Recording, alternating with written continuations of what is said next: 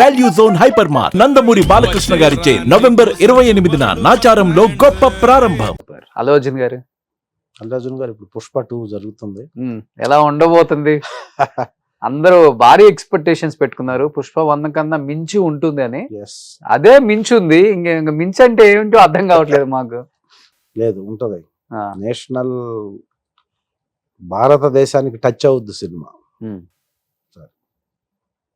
ఏమీ చెప్పకూడదు, ఏమీ తెలియదు కూడా, తెలిసినా కూడా ఏం చెప్పకూడదు కాబట్టి. ఎందుకంటే జస్ట్ ఒక 10 days 15 days ఉంది అంతే రిలీజ్ కి. సో మంచి క్యారెక్టర్ చేశారా?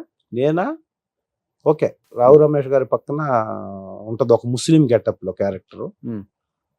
థర్డ్ పార్ట్ కూడా ఉంది, థర్డ్ పార్ట్ కి వెళ్తుంది కాబట్టి కదా. పుష్ప 3 కూడా ఉందా? ఉందా అని అంటున్నారు, కంక్లూడ్ చేయట్లేదు, అందుకే గడ్డం తీయట్లేదు ఆయన. అది ఎప్పుడు చేస్తారో తెలియదు కానీ ఇప్పుడు ఉన్న టాక్ అది. సో డెఫినెట్ గా సినిమా తెలుగు ఇండస్ట్రీ క్రేజ్ ని ఇంకొక లెవెల్కి, ఇంకొక స్టెప్ తీసుకెళ్లే సినిమా అవ్వాలని కోరుకుంటున్నాం అందరం, మీరైనా నేనైనా. సో బన్నీని ఆ గెటప్ లో చూసినప్పుడు ఏమనిపించింది? పుష్ప 1 చూసినప్పుడు ఆబ్వియస్లీ ఓకే, అది బన్నీ తప్పితే వేరే వాళ్ళని ఊహించుకోలేము ఆ క్యారెక్టర్ కి. బన్నీకే యాప్ట్ అయిపోయింది Pushparaj role.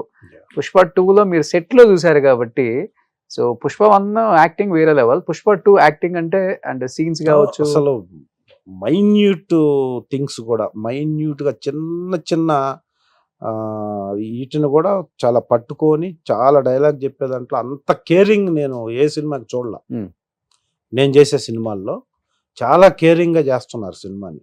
Okay, minute things ను కూడా ఎలివేట్ చేయడం కోసం పడే తపన చిన్న అవసరం లేదు అనిపిస్తుంది మనకి, కానీ ఆ కెమెరాలో దాన్ని పట్టుకొని దానికోసం గంటల గంటలు ఆ చిన్న ఏదో రావాలనే దానికోసం పడుతున్న తపన చూస్తే డెఫినెట్గా ఈ సినిమా ఒక రేంజ్ అసలు ఈ సినిమా ఉండాలి దేశంలో అన్న ఫీలింగ్ వస్తుంది మాకు. అంతే, అంత కష్టం చూస్తున్నాం మేము సెట్ లో. సో అన్ని సినిమాల రికార్డులని తిప్పి కొట్టి తెలుగు ఇండస్ట్రీని ఇంకొక స్టెప్ పైన తీసుకెళ్లి కూర్చోబెడితే మన హీరోలందరికీ, మన ఇండస్ట్రీ క్రెడిబిలిటీ అది అలా రావాలి. అలా వచ్చేదానికి అవకాశం ఉన్నంత కష్టం పడుతున్నారు అందరూ.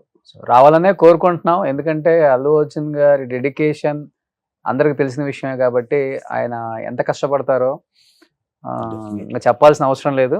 సో పుష్ప 2 గురించి అందరూ అలానే వెయిట్ చేస్తున్నారు, మన తెలుగు వాళ్ళే కాదు, మొత్తం దేశం అంతా, దేశం కూడా కాదు, ప్రపంచం మొత్తం. సూపర్.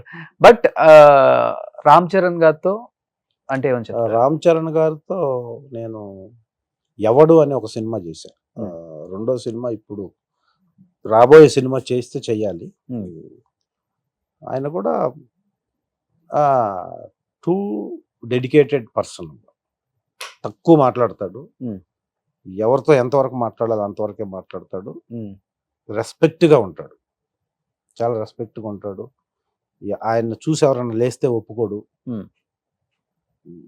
చాలా అంటే మనకి ఉన్న ఇప్పుడు పవన్ కళ్యాణ్ గారి లాగా ఎదుట ఉన్న వ్యక్తి కూడా నాలాంటి మనిషే కదా అన్న ఫీలింగ్ ఎప్పుడు ఉంటుంది పవన్ కళ్యాణ్ గారికి ఎక్కువ ఉంటుంది.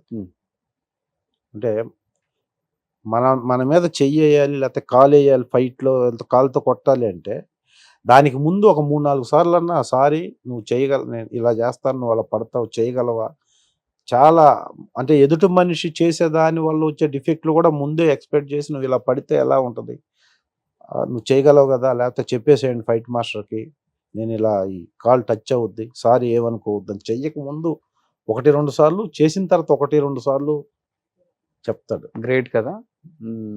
సో అది అప్పటికే నేను ఎప్పుడు పవన్ కళ్యాణ్ గారితో ఫస్ట్ ఖుషి చేశాను, అది 2001లో. తర్వాత కాటమరాయుడు చేశాను, గబ్బర్ సింగ్ 2 చేశాను. ఇప్పటికీ అదే బిహేవియర్. ఓకే, ఆ బిహేవియర్ ఉండబట్టే ఈరోజు డిప్యూటీ చీఫ్ మినిస్టర్ అయ్యారు. నెక్స్ట్ చీఫ్ మినిస్టర్ అయ్యే ఛాన్సెస్ కూడా ఉన్నాయి అని చెప్పేసి వింటూనే ఉన్నాం మనం. గ్రేట్.